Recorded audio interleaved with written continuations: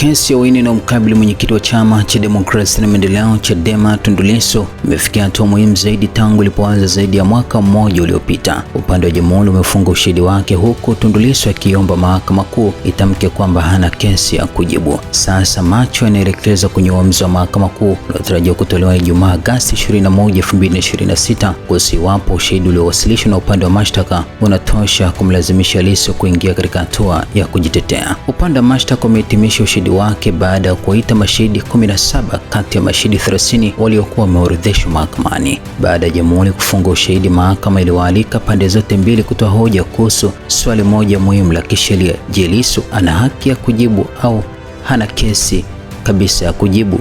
Swali hilo ni muhimu kwa sababu uamuzi wa Ijumaa unaweza kubadilisha mwelekeo wa kesi nzima. Ikiwa mahakama itaona ushahidi wa jamhuri haujafikia kiwango kinachohitajika, kesi inaweza kusitishwa katika hatua hiyo na Lissu kuachiliwa kwa mujibu wa uamuzi wa mahakama. Lakini ikiwa majaji wataona kuna msingi wa prima facie unaohitaji Lissu kujibu, kesi itaingia katika hatua ya utetezi ambapo Tundu Lissu atapata nafasi ya kuwasilisha ushahidi na mashahidi wake. Lissu anasema jamhuri imeshindwa kuthibitisha uhaini. Lissu ambaye pia ni mwanasheria amejenga hoja yake kwenye msingi kwamba ushahidi uliowasilishwa haujathibitisha mambo muhimu yanayohitajika kuonyesha kwamba alikusudia kutenda kosa la uhaini. Katika hoja zake alirejea misingi ya kisheria iliyowekwa katika kesi ya Griel Kungu Matata na dhidi ya jamhuri na Hatibu Gandhi na wengine dhidi ya jamhuri, akisisitiza kwamba si kila kauli kali ya kisiasa inaweza kuwa uhaini. Kwa mujibu wa hoja yake, lazima kuna ushahidi unaoonyesha si tu kauli bali pia vitendo vinavyoweza kuhusishwa na nia hiyo ya kutenda kosa la uhaini. Lissu pia amepinga ushahidi uliowasilishwa kwa njia ya video iliyodaiwa kurekodiwa katika mkutano wake. Amehoji kama jamhuri imeweza kuthibitisha kwamba yeye ndiye aliyehusika kuchapisha video hiyo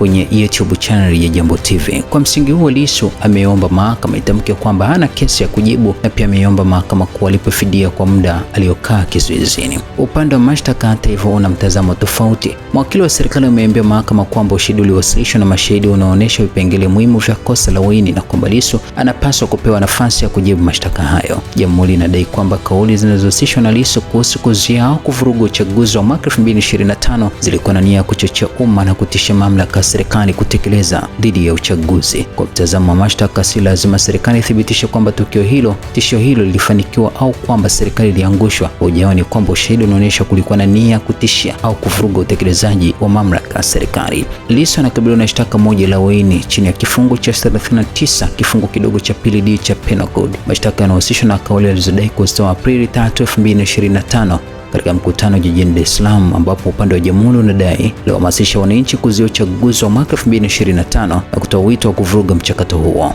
Kwa nini uamuzi wa Agosti 21 ni muhimu? Uamuzi wa Ijumaa sio hukumu ya mwisho kuhusu kama Lissu ana hatia au hana hatia. Badala yake, mahakama itaamua kama upande wa mashtaka umeonyesha msingi wa kutosha ambao unahitaji mshtakiwa kuingia katika hatua ya utetezi. Hata hivyo, kuna uwezekano wa matokeo mawili makuu. Kwanza, mahakama inaweza kukubaliana na Lissu kwamba jamhuri haijaweka msingi wa kutosha. Katika hali hiyo, anaweza kuondokana na kesi katika hatua hiyo.